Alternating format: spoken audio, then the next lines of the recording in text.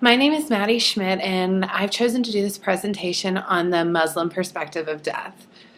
So, not only are there Muslim funeral traditions, but there are also rituals and recommendations for Muslims close to a person who is dying. You're supposed to say positive things and make sure that he or she feels safe and is never alone. You also want to gently encourage the dying person to accept Allah and say the Shahada, which is a declaration of faith. Muslims also believe in similar constructs to heaven and hell, referred to as Jannah, which would be paradise or heaven, and hell is referred to as Jahannam. Many Muslims believe that by accepting Islam even just before death and saying the Shahada, which is the declaration of faith I just previously mentioned, the dying person will go to Jahannam, or paradise or heaven, after death. So life after death, Muslims believe, is actually just like a starting point for further progression. So those in paradise are advancing higher and higher in knowledge and perfection of their faith. And hell is meant to purify those in it of their bad deeds and make them fit for further advancement. Its punishment is not meant to be eternal. As soon as a Muslim person dies, it's customary to close the eyes, bind the jaw, and cover the body with a clean sheet. It's also important to prepare the body for the funeral as quickly as possible. Ideally, the funeral will take place before the next sunset or within 24 hours, so basically just as fast as possible. The washing requires following very specific rules. After placing the body on a high table and saying, "In the name of Allah," the washers use cloths to methodically clean the body, top to bottom and left to right, repeating the process 3 to 7 times until the body is properly cleaned.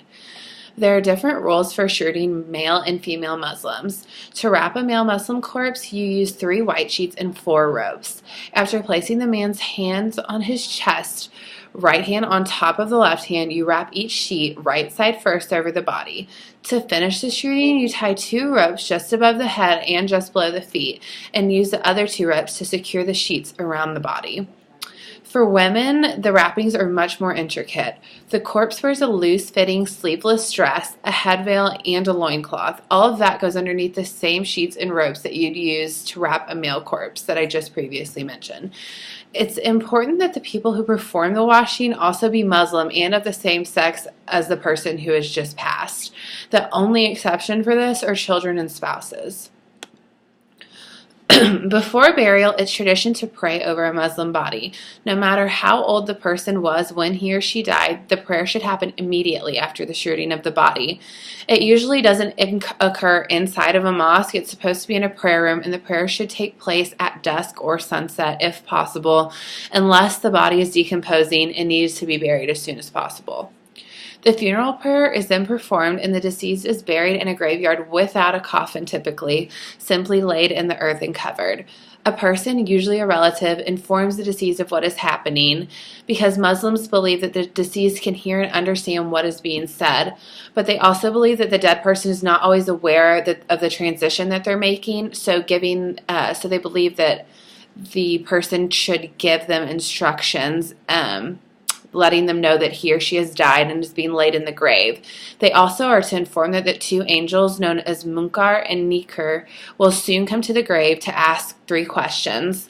The first question would be, "Who is your Lord?" And the deceased person is instructed to reply, "Allah." The second question is, "Who is your prophet?" And the deceased should reply, "Muhammad." The third question is, "What is your religion?" And the deceased person should respond, "Islam." And this is the first phase of the afterlife, and if the individual passes this phase or test, the experience of the grave is pleasant, and he or she is given glimpses of the pleasures of paradise. However, if the deceased person does not pass this phase or test, then the grave is the first stage of chastisement.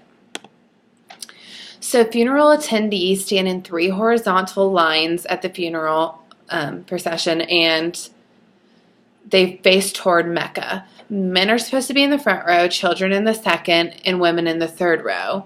Like the silent prayer, this occurs outside of the mosque, if possible, and the entire prayer service takes place standing.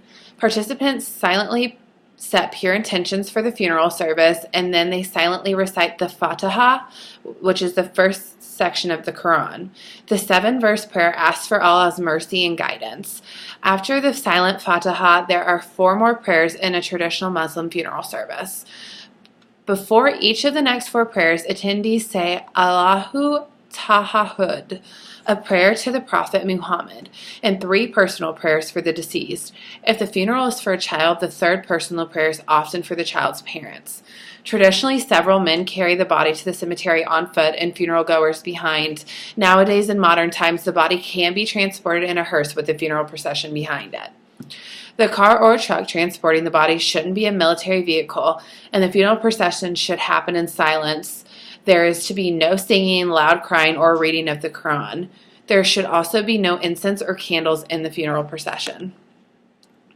Because of the rules about a quick burial, it's tradition to bury a Muslim where he or she has died. That means that a Muslim who dies in another country or some remote location should be buried there. They should not be transported back home, because that would just simply take too long. Muslim graves also need to be dug in a very specific way. Traditionally, a Muslim body should be buried in a Muslim cemetery, and no women or children are allowed at the gravesite during the burial. The body should be buried in a hole deep enough to contain the smell as the body decomposes and to keep animals from digging it up. And it's considered desecration to cremate a Muslim corpse. The body goes into the grave on its right side facing Mecca, ideally not inside of a coffin. If the cemetery is located in a place with abundant wildlife, sometimes Muslims will cover the grave with bricks or stones to keep the animals from disturbing the corpse. Excuse me. Muslim cemeteries are all about minimalism, so they don't have extravagant grave markers. A small marker or gravestone, however, is okay. Traditionally, you don't put anything on or around the deceased person's grave, so none of what we're used to, like no flowers, no candles, or any other offerings. There is some debate about whether women can visit the grave of a loved one to remember him. While some say that it's forbidden, other Muslims think that it is okay for them to occasionally visit the gravesite of their loved one and meditate on mortality. Hadad, or mourning, for a close relative should last only 3 days, and there are guidelines about how that mourning should take shape. Weeping is acceptable, but the Islamic faith discourages loud crying and acting out during the mourning period. Conservative Muslims believe that the person's spirit can hear these cries, and they cause the spirit to be upset, and they also cause the spirit anguish. There's a special mourning period for women who have lost a husband. It's called the Iddah, and it lasts 4 months and 10 days. During that time, a woman is not allowed to wear jewelry or perfume. She can only leave the house to run errands or to go to work. She can visit friends or family, but during the Iddah, she is required to sleep in her home, and she cannot remarry until the period is over. Consoling grieving friends and family is important in the Muslim community and doesn't have many rigid rules governing how to comfort those in mourning. It's traditional to reach out to the mourning family with sympathy and with food for 3 days after the funeral. Like in many other cultures, offering help and condolences to the mourning family is considered an essential part of dealing with death. It is also common to bring food to the mourning family after a Muslim funeral so that they won't have to worry about small details such as cooking as they cope with the loss of their loved one.